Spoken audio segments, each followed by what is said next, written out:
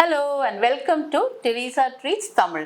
இன்னைக்கு நம்ம ரொம்ப delicious and royal recipe தான் பார்க்க போறோம். Chicken Korma. வாங்க இந்த ரெசிபியை எப்படி பண்றதுன்னு பார்த்துடலாம்.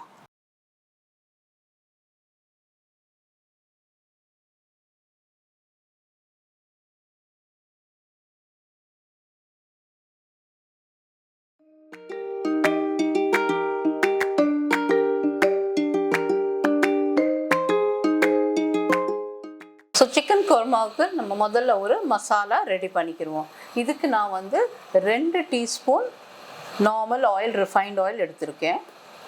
நல்லா சட்டி சூடாக ஆனோடனே நம்ம கடாய் சூடாக ஆனோடனே இதில் வந்து பட்டை, நான் ஒரு சின்ன பட்டை பீஸ் எடுத்திருக்கேன்.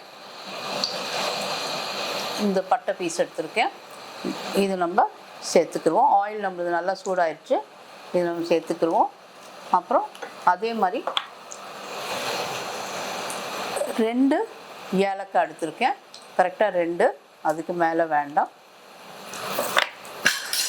இது கொஞ்சம் நம்ம ஃப்ரை பண்ணிக்கிடுவோம்.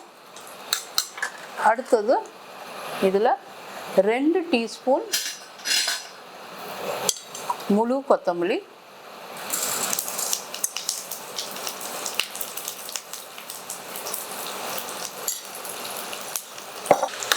அப்புறம் இதில் 1 டீஸ்பூன் சோம்பு,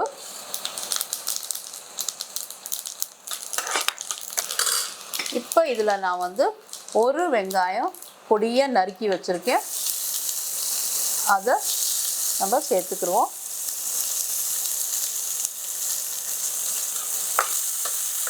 நல்லா கொஞ்சம் ஃப்ரை பண்ணுவோம். ஸோ எல்லாமே நம்ம வந்து கொஞ்சம் லோ ஃப்ளேமில் தான் நம்ம குக் பண்ணணும். கருவிச்சுன்னா இதோட டேஸ்ட் மாறிடும். ஸோ இது கொஞ்சம் நமக்கு வெங்காயம் வதங்கினோடனே இதில் வந்து நம்ம 2 டீஸ்பூன் ஜிஞ்சர் கார்லிக் பேஸ்ட் போட்டுக்கலாம்.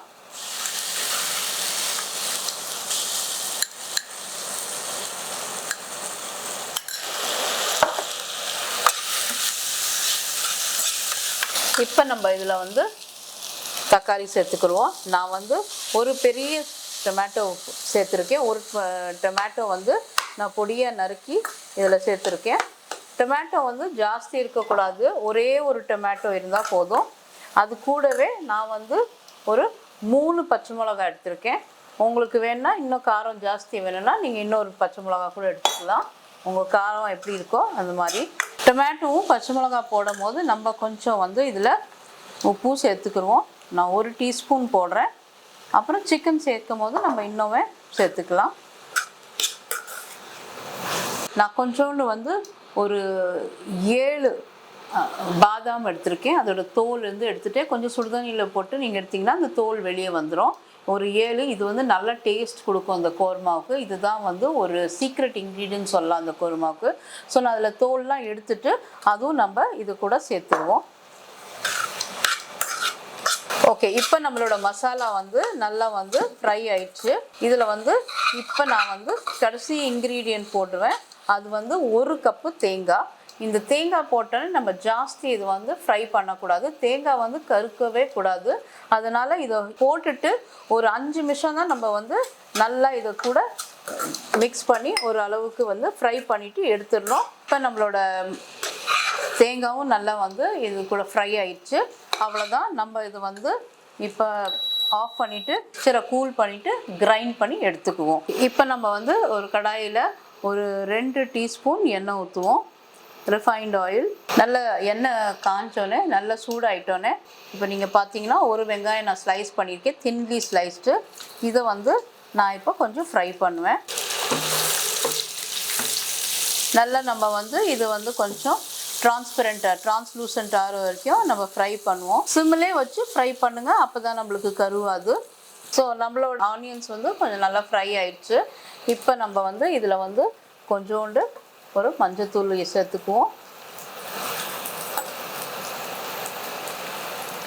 ஒரு 1/2 டீஸ்பூனோட கொஞ்சம் கம்மி, நம்ம ஒரு 1/4 டீஸ்பூன் மஞ்சத்தூள் நம்ம சேர்த்துக்கிடுவோம் அதில். இந்த இதில் ஏன்னா வந்து இதோட கலர் வந்து மாறக்கூடாது. நம்ம குருமாவோட கலர் வந்து ஒரு லைட் க்ரீன். ஏன்னா இதில் நம்ம கொத்தமல்லி நல்லா சேர்ப்போம். இதில் வந்து கரம் மசாலா, நம்ம ஏலக்காவும் இதுவும் போட்டிருக்கோம். நான் கொஞ்சம் கரம் மசாலாவும் சேர்த்துக்கிறேன்.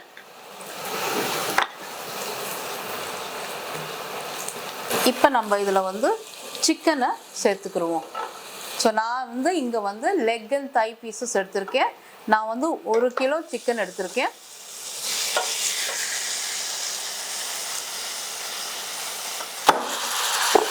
சிக்கனை சேர்த்து இது கூட நல்லா நம்ம வந்து ஒரு 5 மினிட்ஸ்க்கு நம்ம வந்து குக் பண்ணுவோம்.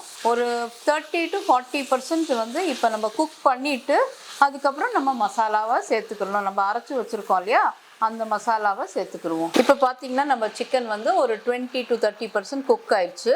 இப்போ நம்ம இதில் வந்து ஒரு 2 கிளாஸ் தண்ணி எடுத்துக்கிடுவோம். நல்லா அது முங்குற வரைக்கும் நீங்கள் வந்து தண்ணி ஊற்றிக்கிங்க. ஊற்றிட்டு நல்லா மிக்ஸ் பண்ணிவிட்டு நம்ம இதை வந்து மூடி போட்டுட்டு ஒரு 7 மினிட்ஸ்க்கு நம்ம வந்து நல்லா கொதிக்க விடுவோம். அதில் சிக்கன் ஃபுல்லாக ஆகாமல் 30% இன்னும் குக் ஆயிடணும். அப்போ நம்மளுக்கு ஒரு 70% குக் ஆயிடணும்.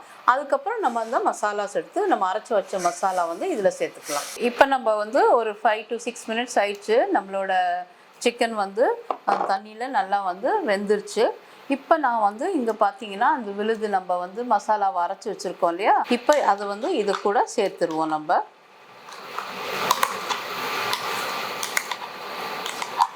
நல்லா இது சேர்த்து நல்லா இது வந்து இது கூட மிக்ஸ் பண்ணிவிட்டு இன்னும் ஒரு 5 மினிட்ஸ்க்கு நம்ம இதில் குக் பண்ணுவோம். நம்ம சிக்கன் ஆல்ரெடி ஒரு 70% குக் ஆயிடுச்சு. நான் வந்து முதல்ல 1 ஸ்பூன் தான் நான் சால்ட் போட்டிருந்தேன், உப்பு போட்டிருந்தேன். இப்போ இன்னும் 1 ஸ்பூன் இதில் போடுறேன். அப்புறம் நம்ம டேஸ்ட் பண்ணி பேலன்ஸை நம்ம சேர்த்துக்கலாம். சிக்கனில் இப்போ 70% ஓவர் ஆயிடுச்சு. பேலன்ஸை நம்ம நல்லா வந்து 5 மினிட்ஸ்க்கு குக் பண்ணலாம். ஸோ நம்ம வந்து இப்போ திறந்து பார்த்துடலாம் எப்படி இருக்குன்னு. பாருங்கள் எவ்வளோ அரோமேட்டிக்காக இருக்குது, இவ்வளோ நல்லா ஃப்ளேவர் வருது. இப்போ வந்து இதில் வந்து நான் தேங்காய் பால் யூஸ் பண்ணுறேன். இதில் 1 கப்பு தேங்காய் பால் இதில் நம்ம சேர்த்துக்கிடுவோம். ஸோ இப்போ நான் வந்து அரை லெமன் சேர்த்துக்கிறேன். இந்த கொத்தமல்லி வந்து இலை வந்து ரொம்ப இம்பார்ட்டண்ட் இந்த கோர்மாவுக்கு. இதில் வந்து நம்ம அப்புறம் சேர்க்க மாட்டோம், முதல்ல இது குக் பண்ணும் போதே நம்ம இதில் சேர்த்துக்கிடுவோம். இந்த கொத்தமல்லி வந்து இலை சேர்த்தோன்னே தான் ஒரு லைட் க்ரீன் இந்த குருமாவுக்கு வரும். இதில் கொஞ்சம் எக்ஸ்ட்ராவே நீங்கள் வந்து கொத்தமல்லி இலை சேர்த்துக்குங்க. அவ்வளோதான். நம்ம வந்து கடைசியில் இப்போ உப்பு செக் பண்ணிவிட்டு ஒரு 5 மினிட்ஸ் வந்து கொதிக்க விட்டுட்டு அவ்வளோதான், நம்மளோட சிக்கன் கோர்மா ரெடி ஆயிரும். வாங்க.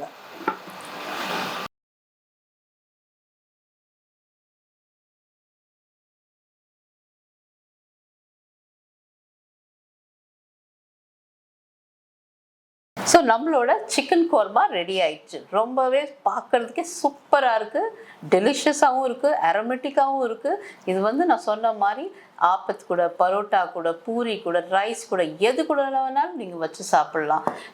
இந்த ரெசிபியை நீங்கள் கட்டாயம் பண்ணுங்கள். எனக்கு கமெண்ட் செக்ஷனில் சொல்லுங்கள் எப்படி இருந்தது. அண்ட் எப்பயும் சொன்ன மாதிரி ஆசையுடன் சமைத்து அன்போடு பரிமாறுங்க. டெரீசா ட்ரீட்ஸும் ஃபாலோ பண்ணுங்கள், லைக் பண்ணுங்கள், ஷேர் பண்ணுங்கள், சப்ஸ்கிரைப் பண்ணுங்கள். அண்ட் நான் உங்களை அடுத்த வீடியோவில் சந்திக்கிறேன்.